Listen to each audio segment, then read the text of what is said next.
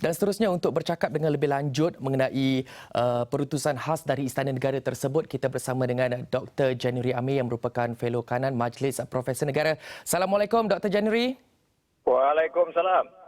Dr. January, bagaimana Dr. January melihat tentang titah yang di Pertuan Agong itu supaya berhenti politik dan beri fokus kepada tangani COVID-19, Doktor?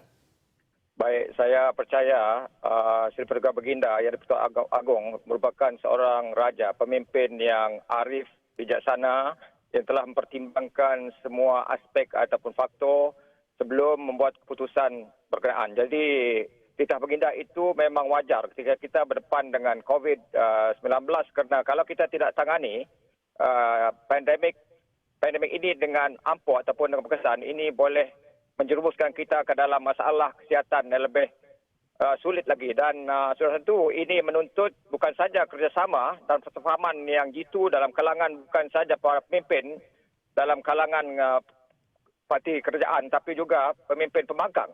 Jadi kedua-dua belah pihak harus memberi fokus kepada usaha untuk tangani masalah ini secara bersama dan bukannya melakukan sesuatu yang boleh memporak-porandakan kestabilan politik negara. Kerana ini boleh mencetuskan satu lagi krisis dan krisis tidak boleh berlaku ketika kita berdepan dengan satu masalah yang besar ini apabila angka COVID-19 ini semakin meningkat. Jadi seruan dan titah Baginda itu harus diambil berat, diambil serius oleh semua pihak agar kita dapat keluar daripada masalah yang membelenggu kita sekarang. Okey, Doktor, tadi dalam perutusan tersebut juga ada menyebut ya Sri Paduka Baginda di Pertuan Agong menyeru kepada ahli parlimen supaya matang menjelang persidangan Dewan Rakyat dan pembentangan belanjawan 2021. Jadi bagaimana Doktor melihat perkara ini boleh disahut dengan baik oleh semua ahli parlimen?